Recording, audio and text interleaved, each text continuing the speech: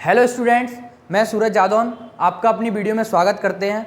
और आज हम क्लास 12th के टॉपिक कंपाउंड माइक्रोस्कोप को पढ़ने वाले हैं। ये बेहद ही इम्पोर्टेंट टॉपिक है। तो हम जानते हैं माइक्रोस्कोप का कार्य क्या होता है। माइक्रोस्कोप का कार्य होता है किन्हीं भी छोटे ऑब्जेक्ट्स को मैग्नीफाइड करके बड़ा बताने का कार्य आपके पास में माइक्रोस्कोप का होता है। इससे पहले हम लोग सिंपल माइक्रोस्कोप के बारे में पढ़ चुके हैं। सिंपल माइक्रोस्कोप क्या होता है, जिसमें सिर्फ एक कॉन्वेक्स लेंस का यूज़ किया जाता था। लेकिन आपके पास में जो कंपाउंड माइक्रोस्कोप होगा उसमें दो लेंसेज का यूज़ किया जाएगा। एक आपके पास में आई लेंस का कार्य करता है, एक आपके पास में ऑब्जेक्टिव लेंस का कार्य करता है। जो आपके पास में आई लेंस होता है वो ऑब्जेक्टिव लेंस से थोड़ा साइज में बड़ा होता है। ओके, और जिस ऑब्जेक्टिव लेंस के द्वारा जो इमेज बनाई जाती है वह उस किस लेंस के लिए, आई लेंस के लिए ऑब्जेक्ट का कार्य करती है, जो कि उस इमेज की भी एक बड़ी इमेज बना देता है। इसीलिए हम लोग को ये बोला जाता है कि जो कंपाउंड माइक्रोस्कोप होता है वो इमेज को एनलार्ज करके आपके पास में देता है। ओके, तो चलिए सबसे पहले हम इस डेरिवेशन को सॉल्व करते हैं। तो सबसे पहले आप लोग क्या बना लीजिए, एक यहाँ पर आपने ऑब्जेक्टिव लेंस बना लिया जिसको हम लोग एलओ से रिप्रेजेंट करते हैं, और ये आपके पास में क्या होती है, प्रिंसिपल एक्सिस होती है। तो यहाँ पर मान लीजिए आपने कोई एक ऑब्जेक्ट को प्लेस कर दिया, तो इस ऑब्जेक्ट से एक रे प्रिंसिपल एक्सिस के पैरेलल जब इस पर इंसिडेंट कराई जाती है तो आफ्टर रिफ्रैक्शन ये किससे होकर के जाती है, आफ्टर रिफ्रैक्शन ये फोकस से होकर के जाती है। इसी प्रकार से अगर आपने इस ऑप्टिकल सेंटर से एक रे इंसिडेंट कराते हैं तो आप देखते होगे ये अपने पाथ में कुछ भी चेंज ना करते हुए, अपने पाथ में कोई भी बदलाव ना करते हुए ये यहाँ पर इंसिडेंट होती है। और आपने इमेज के बारे में पढ़ रखा है कि इमेज क्या होते हैं, कि आफ्टर रिफ्लेक्शन या आफ्टर रिफ्रैक्शन के बाद में जिस पॉइंट पर जो दो इंटरसेक्ट लाइन मिलती है उसी पॉइंट पर आपके पास में इमेज बनती है। तो आप देख पाओगे कि इस ऑब्जेक्ट की इमेज यहाँ पर बनती है जो कि कैसी है, इन्वर्टेड है। लेकिन ये जो इमेज बनी हुई है यहाँ पर जो आपके पास में, यहाँ पर जो आपके पास में ये आई लेंस है, इसके लिए इमेज क्या कार्य करेगी, ऑब्जेक्ट का कार्य करेगी। तो देखते हैं इस पर एक रे इस पे प्रिंसिपल एक्सिस के पैरेलल जब इंसिडेंट कराई जाती है तो आफ्टर रिफ्रैक्शन ये किससे होकर के निकल जाती है, ये सेकंड फोकस से होकर के निकल जाती है। जब इस रेस को पीछे की तरफ बढ़ाया जाता है तो हम लोग इस रेस को इस तरीके से बढ़ा लेते हैं। उसी प्रकार से जब एक रेस को ऑप्टिकल सेंटर से निकालते हैं तो वो अपने पाथ में बिल्कुल ना कुछ बदलाव किए हुए सीधी निकल जाती है। और जब इस रेस को पीछे की ओर लिया जाता है तो आप देखोगे ये इस पॉइंट पर इंटरसेक्ट कर ही जाएंगे, ऐसे कर ही जाती है। इस पॉइंट पर थोड़ा और बढ़ा लीजिए तो आप देखेंगे कि ये इस पॉइंट पर क्या कर जाएगी, इंटरसेक्ट कर जाएगी। तो आप देखोगे यहाँ पर क्या बनेगी, आपके पास में एक इमेज बनेगी। तो आपके पास देख रहे हो इतना छोटा सा ऑब्जेक्ट था, लेकिन कॉन्वेक्स लेंस का पूरा कॉन्वेक्स लेंसेज के दो उपयोग करके इसको माइक्रोस्कोप बना करके इस ऑब्जेक्ट की कितनी बड़ी इमेज बन गई। तो यह इस तरीके से आपके पास में इमेज बन जाती है। तो मान लीजिए आपके पास में ए बी ऑब्जेक्ट है, इसने यहाँ पर A dash B dash inverted image बनाई और यहाँ पर इसके द्वारा एक वर्चुअल इमेज क्रिएट की गई। तो ये भी इसके साथ में 90 डिग्री का एंगल बनाएगा और ये आपके पास में सेकंड फोकस होता है। और इसको इस तरीके से प्लेस किया गया होगा कि ऑप्टिकल सेंटर और ये first focus of eye lens के साथ में हो।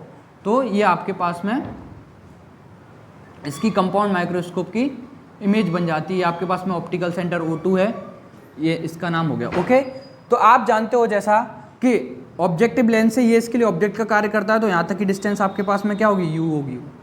यह यहाँ से इस ऑब्जेक्ट की इमेज बन रही है तो ये आपके पास में क्या होगा, V0 होगा। और इसके लिए ये ऑब्जेक्ट का कार्य कर रहा है तो ये क्या होगी, U ही होगी। और इस लेंस के लिए ये जो इमेज बन रही है वो एक लीस्ट डिस्टेंस पर बन रही होगी, जिसको हम लोग D से रिप्रेजेंट करते हैं। मिनिमम 25 सेंटीमीटर पर तो बन ही रही होगी। तो ये जो डिस्टेंस है यहाँ से यहाँ तक की, उसको आप लोग क्या बोल दोगे, D बोल दोगे, या इसको V से भी रिप्रेजेंट कर सकते हैं। हमने यहाँ पर अभी साइन कन्वेंशन नहीं लगाया, हम डायरेक्ट वहाँ पर ही थ्योरम में साइन कन्वेंशन लगाएंगे। तो चलिए ये आपके पास में क्या हो जाती है, ये सबके नाम रख दिए जाते हैं। तो चलिए अब हम इस डेरिवेशन को सॉल्व करते हैं। तो हम जानते हैं कि magnifying power of a microscope क्या होती है। तो magnifying power of a microscope आपके पास में होता है, इसका formula visual angle at the I by the image upon visual angle at the I by the object when it is at a least distance D। मतलब किसी image के द्वारा जो एंगल बनाया गया है अपॉन किसी ऑब्जेक्ट के द्वारा जो एंगल बनाया गया है जब वो लीस्ट डिस्टेंस पर हो, जब वो ऑब्जेक्ट किस पर हो, लीस्ट डिस्टेंस पर हो। तो देख पाओगे आप लोग कि इसका फॉर्मूला होता है आपके पास में m बराबर बीटा अपॉन अल्फा, जिसको एंगुलर मैग्निफिकेशन या magnifying power of a microscope बोल दिया जाता है। तो जब किसी इमेज का टॉप, यही तो इमेज का टॉप होगा, जब किसी इमेज का टॉप जो एंगल क्रिएट करता है तो उस एंगल को तो हम लोग बीटा बोलते हैं, और जब किसी ऑब्जेक्ट का टॉप जो एंगल क्रिएट करता है उसको हम लोग अल्फा बोलते हैं।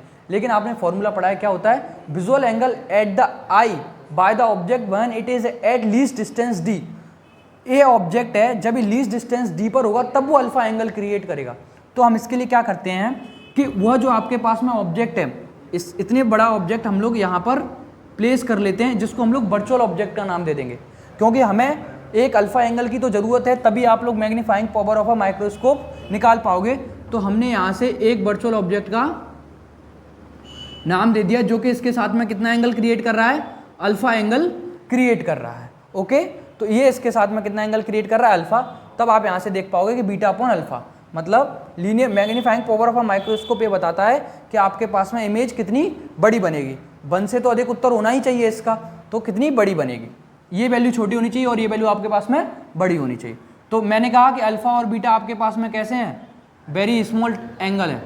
तो मैं इसको क्या लिख सकता हूँ, m equals to 10 beta upon 10 alpha, ये लिख सकता हूँ। ओके, अब आप देख पाओगे कि मेरे को 10 बीटा की वैल्यू मिल जाए और 10 अल्फा की वैल्यू मिल जाए, तो मैं इसको इजीली सॉल्व कर पाऊंगा। तो आप देख पाओगे, आप राइट एंगल ट्राइंगल ले लीजिए, O2 A double dash B double dash. आप राइट एंगल ट्राइंगल कौन सा ले लीजिए, right angle triangle O2 A double dash B double dash. तो आप जानते हो क्या होता है, 10 बीटा परपेंडिकुलर अपॉन बेस। तो परपेंडिकुलर क्या, O2 के सामने वाली साइड ये A double dash B double dash upon O2 A double dash. उसी प्रकार से 10 अल्फा की वैल्यू फाइंड करने के लिए आप लोग O2 A double dash N ले लीजिए, O2 A double dash N। तब आप देख पाओगे कि जो 10 अल्फा की वैल्यू आपके पास में क्या आएगी, A double dash N upon O2 A double dash. जैसा कि आप देख पा रहे हो, ये जो ए बी है यहाँ पर क्या कार्य कर रहा है, सिर्फ वर्चुअल ऑब्जेक्ट का कार्य कर रहा है। तो A डबल डैश N है वो किसके बराबर है, ए बी के बराबर है। A डबल डैश N है वो किसके बराबर है, ए बी के बराबर है। तो मैं इसको इस तरीके से लिख सकता हूँ, A B upon O2 A double dash. इनका मान 10 बीटा का मान और 10 अल्फा का मान इस इक्वेशन में पुट करिए, तब आप देखोगे कि मैग्नीफाइंग पावर आपके पास में क्या निकल करके आई है, A double dash B double dash upon O2 A double dash और A B upon O2 A double, ये निकल करके आएगी। ये सेम है, दोनों कट जाएंगी। तो यहाँ से आपके पास में क्या आ गया, A double dash B double dash upon A B. Okay, ये आ गया। हमें क्या निकालनी है, इस पर्टिकुलर लेंस की भी तो कुछ ना कुछ मैग्नीफाइंग पावर होगी, इसकी भी होगी, इसकी भी होगी। तो हम क्या करते हैं, दोनों में A डैश B डैश से मल्टीप्लाई कर देते हैं। तब आप देखोगे कि जो मैग्नीफाइंग पावर आएगी आपके पास में, A double dash B double dash upon A dash B dash into A dash B dash upon A B. ये आपने फाइंड कर ली। अब आप देख पा रहे हो, ऑब्जर्व किया हो तो, ये जो इमेज बन रही है वो इस लेंस के द्वारा बन रही है, और इसके लिए ऑब्जेक्ट का कार्य कौन कर रहा है, ये कर रहा है। इस लेंस के द्वारा जो इमेज बन रही है वो A डैश B डैश बन रही है, और इसके लिए ऑब्जेक्ट का कार्य कौन कर रहा है, ये कर रहा है। तो पर्टिकुलर लेंस के लिए भी हम लोगों ने यहाँ से A dash B dash upon A dash B dash का मल्टीप्लाई करके हमने मैग्नीफाइंग पावर निकाल लिया है। ओके, तो अब हम इनकी वैल्यू फाइंड कर लो और आपके पास में मैग्नीफाइंग पावर निकल करके सामने आ जाएगी। वैल्यू फाइंड करना इसलिए ज़रूरी है क्योंकि आप जानते हो कि ऑप्टिकल सेंटर से आप इमेज तक की डिस्टेंस जानते हो, ऑप्टिकल सेंटर से आप ऑब्जेक्ट तक की डिस्टेंस जानते हो, ऑप्टिकल सेंटर से आप यहाँ तक की डिस्टेंस जानते हो। जबकि आप A डैश B डैश ना A double dash B double dash और ए बी की लंबाई नहीं जानते, तो आपको क्या करना पड़ेगा, इसे निकालना ही पड़ेगा। तो इसके लिए आप क्या करो कि हम दो ट्राइंगल्स को सिमिलर कर लेते हैं, क्योंकि इनका रेशियो किसी ना किसी आर्म्स के रेशियो के तो बराबर होगा ही। तो आप देखोगे कि जो आपके पास ट्राइंगल है O2 A double dash B double dash और O2 A dash B dash, ये 90 डिग्री बना रहा है, ये 90 डिग्री बना रहा है, और ये एंगल बीटा है, ये एंगल बीटा है। जब दो एंगल सिमिलर हैं, समान हैं, तो तीसरा अपने आप समान होगा। तो हम कह सकते हैं कि ये ट्राइंगल एक दूसरे के कैसे हैं, सिमिलर हैं। तो आप देख पाओगे O2 A double dash B double dash and O2 A dash B dash are similar, आपस में कैसे हैं, सिमिलर हैं। तो आप देखोगे यहाँ से कि A double dash B double dash upon A dash B dash, ये वाली जो आर्म्स, ये इनका जो रेशियो है वो किसके बराबर होगा, O2 A double dash upon O2 A dash. Okay, अब इनकी वैल्यूज पुट कर लीजिए। इनकी वैल्यूज तो आप जानते हैं, O2 A डैश तक की वैल्यू क्या है, यू ही है, O2 से लेके A" तक की वैल्यू क्या है, D है। लेकिन हम इनको कैसे पुट करेंगे, बाय साइन कन्वेंशन मेथड के थ्रू पुट करेंगे। साइन कन्वेंशन मेथड क्या होता था कि अगर आप इंसिडेंट लाइट की डायरेक्शन में किसी भी चीज़ को मेजर करते हो तो वो पॉजिटिव होगा, और इंसिडेंट लाइट की अपोजिट डायरेक्शन में मेजर करोगे तो वो नेगेटिव होगा। तो O2 A" इस साइड मेजर कर रहे हैं तो ये क्या होगा, नेगेटिव होगा, -D अपॉन माइनस का U, इससे ये कट गया तो आपके पास में D अपॉन U ही आ गया। उसी प्रकार से अब आप लोग इसकी वैल्यू निकाल लीजिए A', B' की, तो इसको हम लोग मिटा लेते हैं यहाँ पे। तो आप देख पाओगे कि जो triangle O1 A', B' and triangle O1 A, B are also similar, ये भी आपके पास में सिमिलर है। तब आप देखोगे कि A', B' अपॉन AB बराबर O1 A' upon O1 A। Okay, O1 A' की वैल्यू क्या दी हुई है, ये इंसिडेंट लाइट की डायरेक्शन में, तो ये वैल्यूज आपके पास में पॉजिटिव होगी जिसको VO से रिप्रेजेंट किया गया है, और जो O1 A है वो आपके पास में नेगेटिव होगा जिसको -U से। इनकी वैल्यूज उठा करके इस इक्वेशन में पुट कर दीजिए, जो भी ये तीसरी इक्वेशन बन रही है। तो A', B' की वैल्यू आपके पास में क्या है, A', B', A', B' की वैल्यू क्या है, D अपॉन U इंटू इसकी वैल्यू क्या है, V0 अपॉन -U0। तो आपके पास में मैग्नीफाइंग पावर का फॉर्मूला क्या निकल के आ गया, जैसा कि आपको बोर्ड पर दिख भी रहा होगा, -V0 upon U0 into D upon U। ये आपके पास में किसका फॉर्मूला आ गया, मैग्नीफाइंग पावर का फॉर्मूला आ गया। अगर आपको यहाँ से मैग्नीफाइंग पावर निकालनी है तो ऑब्जेक्टिव लेंस की जो इमेज बन रही है उसको बता दे, ऑब्जेक्ट कहाँ रखा हुआ है उसको बता दे, और ये तो D = 25 सेंटीमीटर होगा ही, और जो सेकंड लेंस के लिए जो आई लेंस रखा हुआ है इसकी कितनी डिस्टेंस है ये पता चल जाएगा, तो आप लोग उसकी मैग्नीफाइंग पावर इजीली निकाल पाओगे। अब क्या होता है, इस फॉर्मूले को दूसरी फॉर्म में भी पूछ सकता है। ये होता है, केस बनता है इसमें कि अगर जो ये आपके पास में रखा हुआ है, जो इमेज ये लीस्ट डिस्टेंट विजन D पर बनती है, तब एक और फॉर्मूला इसका क्या बन सकता है। तो देखिए, हम जानते हैं, हमने एक रिलेशन पढ़ रखा है, क्या, 1/f = 1/b - 1/u।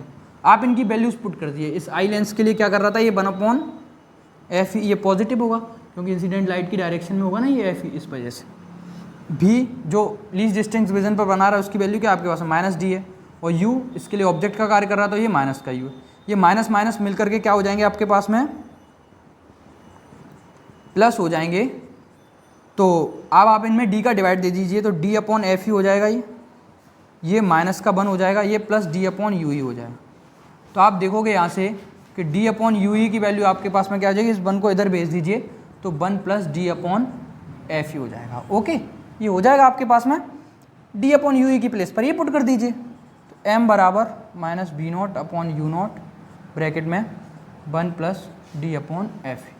तो आपके पास में एक magnifying power of a compound microscope का फॉर्मूला ये भी हो जाता है। तो जब आपके पास में फोकल लेंथ दे दिया जाए किसी आई लेंस की, या लीस्ट डिस्टेंट विजन दे दिया जाए, तब भी आप उसकी क्या निकाल पाओगे, magnifying power of a compound microscope easily निकाल पाओगे। ओके, और ये नेगेटिव साइन यहाँ से भी ये डिनोट करता है कि ये जो ऑब्जेक्ट है आपके पास में, इस ऑब्जेक्ट AB की ये इमेज जो बनी हुई है वो कैसी है, इन्वर्टेड है। तो ये नेगेटिव सिंबल सिर्फ ये बताता है कि ये इमेज जो बनी हुई है आपके पास में इन्वर्टेड बनी हुई है। थैंक यू स्टूडेंट्स, ऐसे ही आप हमारी वीडियोस को देखते रहिए और लाइक कीजिए, शेयर कीजिए और सब्सक्राइब कीजिए। Thank you students.